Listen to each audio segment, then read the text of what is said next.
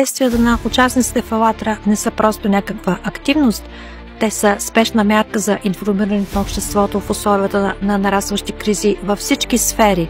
Тяхната дейност е продиктувана от фундаменталния хуманистичен принцип – безусловната ценност на човешкия живот.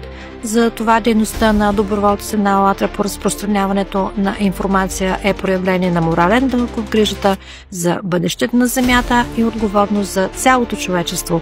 Тази отговорност предполага не само притежаване на научни знания, но и задълженията да бъдат ефективно предадени на всички нива, от локалните общности до глобалните институции, за да могат на тяхната основа да се вземат обосновани и ефективни решения, защото осъзнати и верни решения могат да се взимат само на основата на пълна и точна информация.